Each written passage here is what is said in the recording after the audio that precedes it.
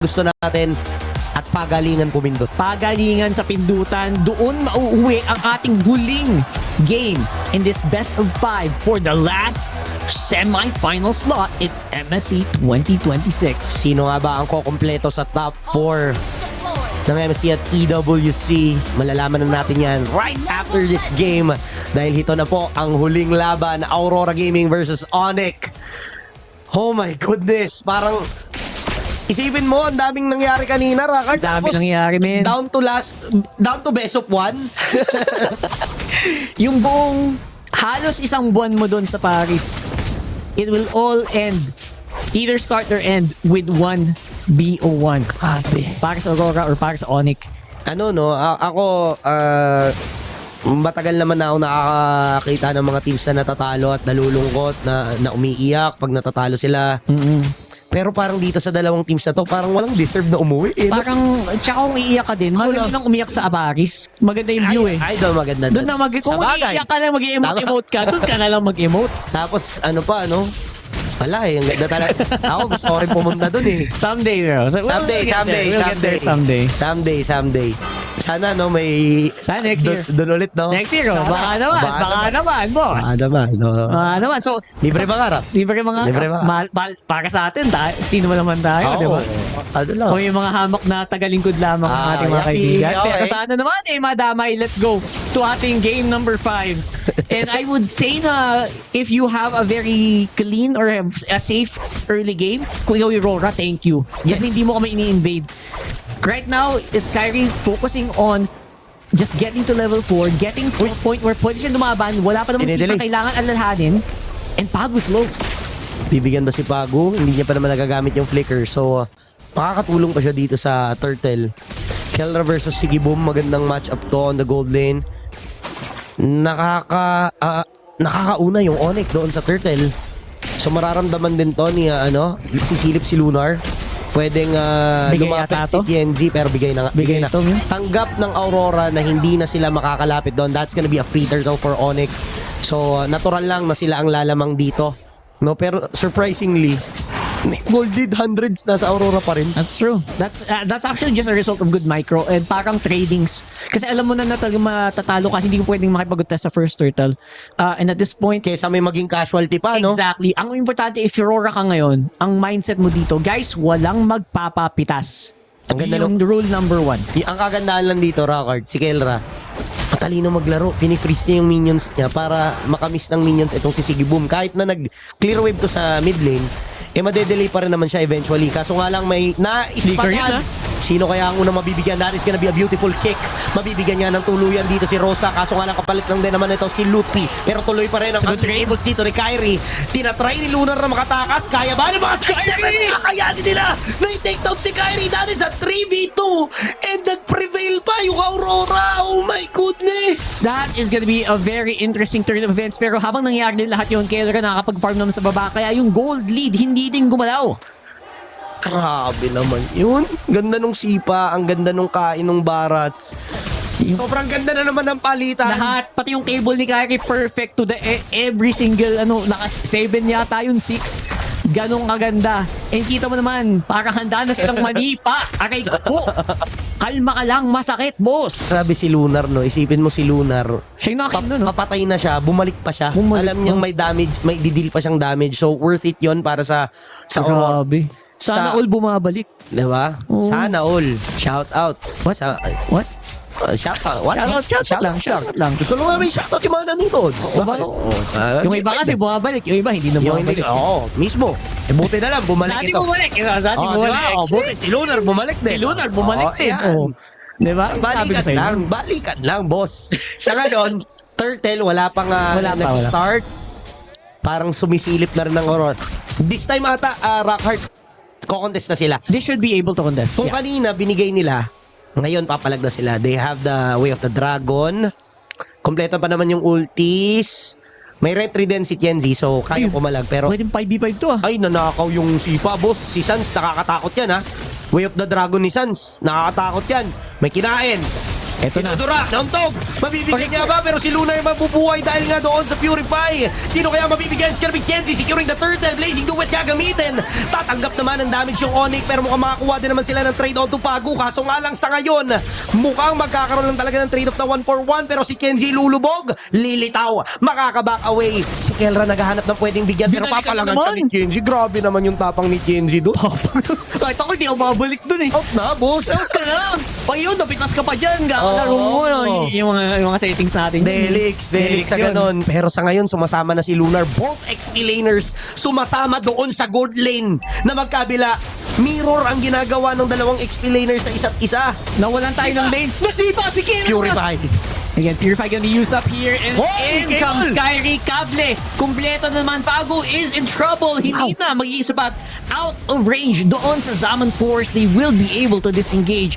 Onyx pa rin naman ang may bahagyang control dito. They're able to extend into the jungle of Aurora. Plus, yung Torres sa baba ay babagsak din. Pero may kapalit naman yata doon sa taas. Aray Nice ko. touch once more para kay Tienzi doon sa Hirara. And looks like it will be enough for an equal Uy, trade. nadip. Parehong na-dip yung dalawang Torres! Game 5 talaga, boss. Game 5, man. Nadip, boss. Kala ko basag na. Lamang dapat Onyx doon kung nabasag nila, di ba? Pero ngayon, magpupush nga sila on the bottom side. Magre-react naman si Kiboy together with Kelra. They're gonna be able to defend this kasi yung top side napabayaan na ng Aurora. It's gonna be Luti pushing. Okay. Kaganda pa sa baba. Ang galing ni Lunar. Kaso nga lang si Sans, medyo delikado na. Yung purple buff na yun ni Kyrie, medyo delikado din. Kailangan niya ma-secure to. Na-secure naman. Nakuha Na-secure naman. ni Kyrie. Alright, so the buff is gonna be on the Fanny, so may mataas pa rin na kill potential. Plus, na-trade din naman yung Torres sa taas dito ni Lutpi. So it will be enough to actually equalize the gold. Again, for the last 6 minutes, hindi gumagalaw yung gold meter natin.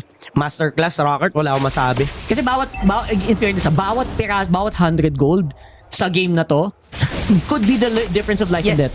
Ganun yes. ka dikit. Ganon kadikit. Tama. Kung kanina, yung mga 1,000 gold lead yung nagmamatter ngayon, even yung gantong slightest na may lead lang sila na nakabuo na ng item pala, tapos pumilit sila ng laban, game changer eh. Yung isang item power spike Oo. lang na yun, sapat na yun eh. Ayun, napunta na naman sa Aurora yung 100 gold lead. So, Turtle, conceal play, kita ni Kiboy, sino Wala kaya si Kiboy, bibigyan? Kailan nakapwesto, andyan naman yung Fanny. And that is gonna be Kyrie securing the turtle. Blazing Duet gagamitin, makaka-atras naman sila. Pero mukhang magdi-disperse ang Aurora. At mabibigyan dito si Rosa. Kailangan mag-back away ng members nila. Kaso nga lang, may na-hunt down ng Onyx isa-isa. Onyx Indonesia is showing us kung gaano sila kalupit pagdating sa MLBB. Almost 1,000 gold lead swing para sa Onyx Indonesia ngayon, and they are banking on the skills of Kyrie. Literal Sky Kings going through in and out of the turtle pit. And napakaganda talaga using or maximizing yung broken walls. Sobrang lupit ni Kyrie doon. Last second siya dumating pero he managed to steal the turtle na sinimulan ng Aurora. Kung nakuha ng Aurora yung turtle doon, maaaring iba yung maging takbo ng laban kasi magkaka-shield siya, magkakaroon sila ng gold, maaari silang makabil ng mga items na kanilang hinaantay. Pero dahil lang doon sa nakaw ni Kyrie, napigilan na sila at ngayon, naghahanap ng pwedeng bigyan ang Onyx. Pipilit ata yung 5 under the turret. Zaman Force gagamitin. Si Rosa dito mukhang mabibigyan. Uubusin lahat ng mga nakapwesto at re-rest mo si Tienzi pero mukhang wala na siyang aabutan. Nandito rin si Pago. Kaso hindi isa-isa na sila.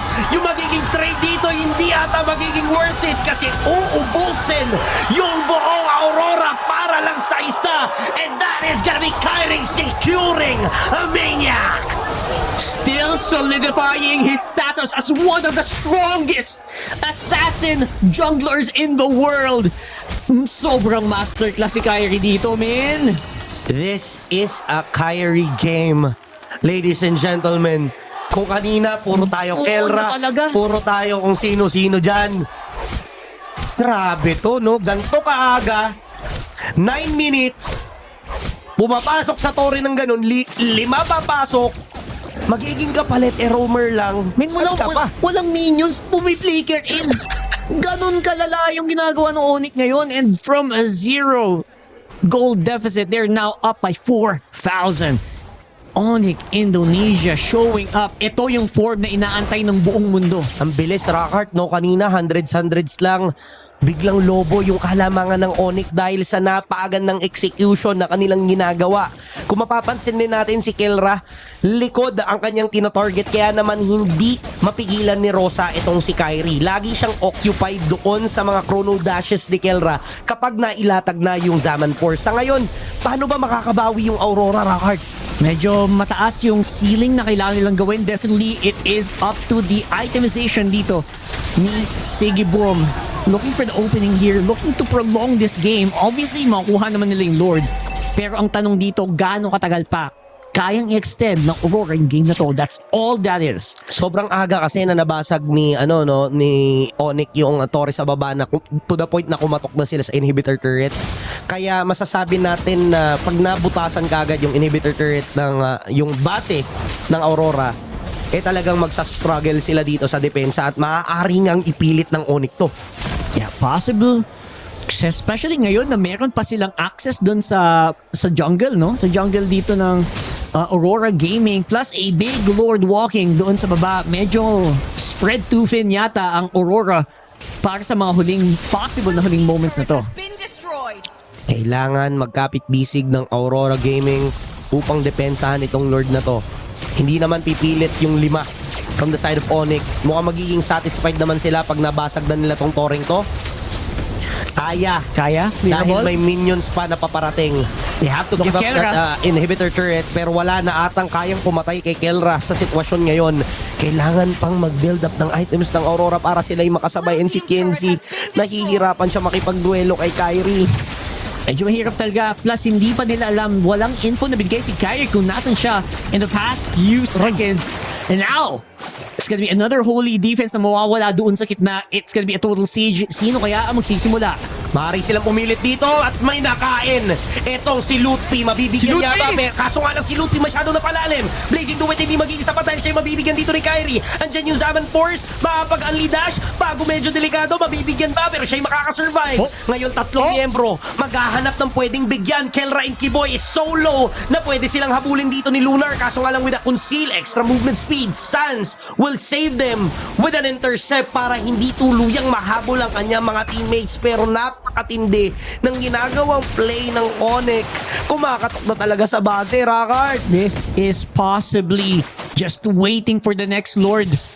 Onyx, nagmumukha silang medyo impenetrable dito. Although, kita mo naman, may hapdi pa rin, no? Oo. May sakit pa rin na pwedeng ibigay yung Aurora dito. Wag lang sila magkakamali. And again, it's all up to like that one big pick off na pwedeng gawin siguro ni Pago or ni Rosa. Yes. Kasi right now, sa harapan, mahirap tibagin itong si Lutfi. Hindi pa nila kaya talagang tumunaw ng tuluyan. They need to bring the team fight near their base if they want to win this. Hindi sila pwede maging reckless na basta-basta nilang pumasok kasi isang pagkakamali lang, makuha na lang sila 2-3, maaaring matapos yung laban dito mismo. Magsuspawn yung Lord in 10 seconds. I don't think Aurora should contest this. Luging-lugi sila pag umangat sila. Oh, man. Sobra. At least, at this point, alagang nice one baby na kayo kay Siggy Boom. Huwag niyong bibitawan yan, boss. Kung ikaw ang Aurora, todo alaga as in. That's all there is. Like, you just have to buy time. Kailangan mo ay Siggy Boom. They need to get the fight started. Pero parang hindi na yata ko-contest dito ang Aurora sa ating pangalawang Lord ng laro. Ang galing mag-dance ng Onyx, oh. Dinedelay nila. Sinisilip nila. Okay. Pansyadong-pansyado. Wala ding makalusot sa bantayan. Lamang na Ito lamang. Si Kuya Kiboy. Grabe yung Onyx. Bigla silang para sila nagising sa laruan nila, no? Kanina hindi ganito maglaro yung Onyx, eh. Alam Si nila. Kari, passive lang kanina eh. Oo. Medyo passive lang eh. Wala, ala superhero dito. Sabi mo kasi masyadong yung team player si Diba? Kari. Nakinig ka eh. Oo, nakaramdam. Oo, Sabi niya, paniko na to. Panig na. No, boss. Paniko na to, coach. Pakita ko na lang kung bakit ako ang pinakamagaling. Lahat ng makita mong reel sa TikTok, ako. Coach, bigay mo yung hirara, coach. Takta ko ng bani, coach. Ito na yan. Mahirap ang sitwasyon ng Aurora Gaming. Hindi lang puso ang kailangan nila dito. Parang lahat na ata. Buong katawan. Yeah, buong espiritu mo, Yung lahat. espiritu mo, isama mo na. Oo, lahat na talaga. And Pero this- nice defense, ha? That's a very good defense. Honestly, I'm surprised na hindi nagamit masyado to ng Onyx. No?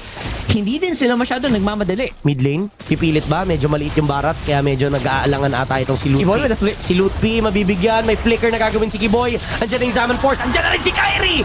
And yan yung cleanup na kanilang inaabangan. Si Pago ay mapapatras. Kaso nga lang may mga minions. Kailangan lang i-clear ito. Aurora Gaming trying to defend their base. Pero mukhang pipilit na ngayong Onyx. Andiyan si Sigiboom with the Blazing Duet. Just Clear right minions. near the minion waves. Mabibigyan nila dito si Lutfi. Makakasurvive ata ang Aurora. Makakataka si Kyrie. Pero ubos ang inhibitor turrets ng Aurora Gaming. Hindi pa tapos ang laban. Pero nakalbo na ang base nila. Sobrang the patience is paying off para dito sa Onyx Indonesia. They are getting ahead. Isa-isa nila yung mga inhibitor turrets, and I think that's becoming enough. Grabe rin yung puso ng Aurora. Sa totoo lang, yung mga ganito sa RG, isinuko mo na yan eh. Ginopone ka na Di yan ba? Oo eh. Ayun o, namatay na si Rosa, si Pago, sobrang low, nakatakas pa ng ganun, di ba? So, makikita mo rin na nilalaban pa ng Aurora, hindi sila sumusuko dito. Alam nila na hanggat nandyan pa yung base, ilaban lang. Sa tingin mo, bandang anong oras ba, anong point ba in this game masasabi natin na makakabawi na yung Aurora? I Bakart? need one more item check because I feel like kailangan lang ni Sigiboom ng isang malupit na Wind of Nature. I know hindi tatagos pa rin si Keller doon, pero at least to try to stay alive. Kay Baka Kyrie. hindi na Wind of Nature, baka Winter Crown. Winter Crown, yung Blazing Duet Winter Crown doon sa Kasi last hindi ko pa defense nakita nila. yon. I don't think nakita natin yon. Aha. He's been using it to clear the minion wave so far, pero kailangan umabot tayo sa punto na nagagamit na niya yon sa team fight. Sa pang-kill na, no? Pang-kill Pang-kill na na. ng kalaban, oo. Sa ngayon kasi wala pa ata sila sa posisyon para magmatapang at gumawa ng ganong klaseng plays dahil may Beleric din eh, may Barats din eh, tapos may threat pa na anytime pwede kayong kainin yan, tapos bigla na lang gagawa ng play, Dura papunta sa Akampi Aliw. Kaso nga lang yun, si Tienzi, masyado atang malalim. Uy, lumubog! Nagamit yung Wrath of Dryad. Oo. That's pretty big. Pwede na pumalag ang Aurora Gaming dito, nakalubog si Tienzi, nakaiwas siya. Medyo delikado lang, may butas dito sa mid lane. Pero wala pa namang nag-a-attempt ng push. So yung Lord ay safe din. Pero magkakaroon ng time para yung downtime ng Wrath of Dryad, no? Laking bagay nun. Kaya umangat din yung Aurora eh. Gusto rin nila. Alam nila na pag walang Wrath of Dryad, Pwede. pwede. So ito na yun. We are gonna have to see Oh my who's gonna have the goodness. better finger discipline. Trigger discipline.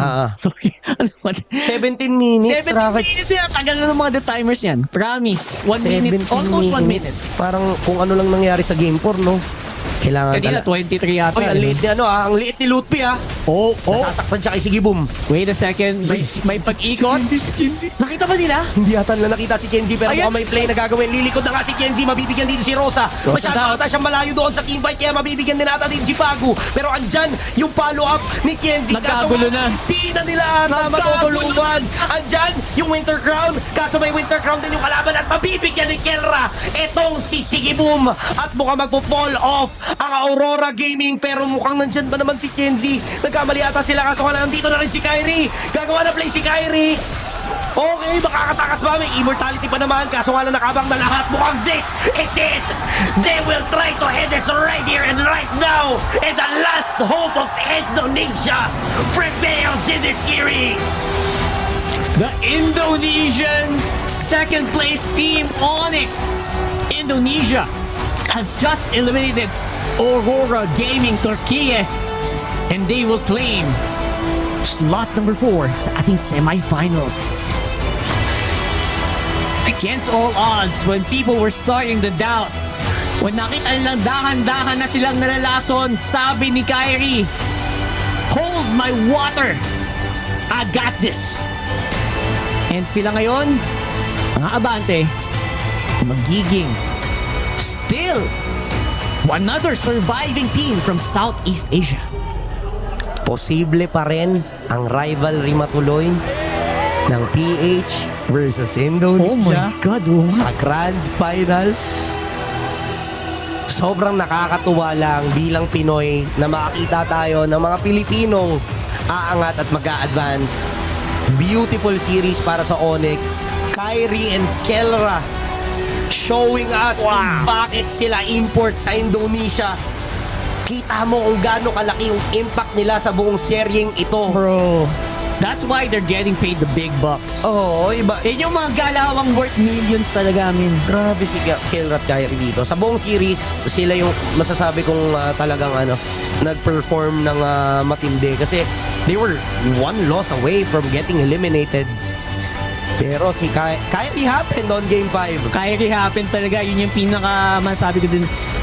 I know we've seen a lot of funny players sa tournament na to, pero lumayo kayo pag niyan si Kyrie. Hindi mo ikukumpara. Sobrang flawless, sobrang linis, tamang mix of aggression and calculation. Nakita natin yun dito sa series na to, especially in this game number 5. So clean, man. GG, well played para sa Aurora Gaming. Definitely nilaban naman nila hanggang sa dulo. Kitang-kita naman natin kung gaano kalupit yung Aurora Gaming sa buong seryeng ito. Kahit na nalaglag sila, sobrang tindi. Yeah, and we're gonna have an interview here What a with matchup! none other We all need than a moment to breathe This after how is close that match Key was. Boy. Keyboy, few questions for you before your key crushing moment. Now, this is not the first time, of course, you play Aurora here at MSC 26. You lost in the group stage, you won here in knockout. Why? What was the difference between those two games? I think in the group stage we're not ready too much because they are so aggressive and the hero is good. But now we already know how they play and we got it. Well, you got it, but there was a lot of frustration. There was a lot of effort to win that game. What do you do after game 1? Because I saw how the reaction was on your faces. You went back with Coach CW. How do you reset and get back into the game?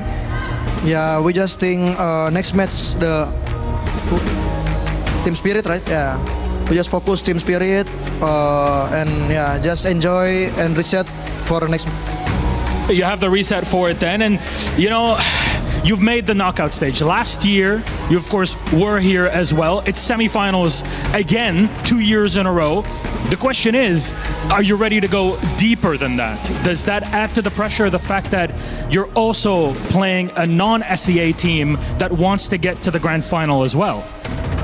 Yeah, for us, we want to get the champion again, and we are ready to AWSU here now. I mean, keep in mind, there's now Zara Egoist on the other side on Team Spirit. It's not the first time that you play against them. You knocked them out last year in quarterfinals. There's also Sawo on the other team. That's your counterpart in position. I mean, what's going to change compared to that last year? Are you going to finally take them down here at MSC? Same like Aurora, we want to take the defense first, and yeah, we are ready to fight Team Spirit. Just ready, Team Spirit. Ready for Team Spirit. I have a lot of questions for you, but a question to the Onyx fans in here. What time is it? It's Onyx time. It's key crushing time. Onyx, gentlemen, come on over. You'll get to relax plenty right after this. Now let's all go to the back. Come along. Let's go crush that Aurora Gaming key. We waited so long. What a great match that we had. Incredible best of 5. Now you get to celebrate, Keyboy. Go ahead. Go ahead, gentlemen. Come on in. Last year, Onyx made it to the semifinals. This time, they've done it again. Goodbye, Aurora Gaming. Good luck in the next one. And as the fans are cheering, and as you heard them say, thank you for letting us know where the airport is. Onyx victorious on to the semifinals. They'll be playing gatekeepers to yet another Western team, non-SEA. What happens tomorrow versus Team Spirit? We won't know for sure, but our panelists, they're going to break this match down for you.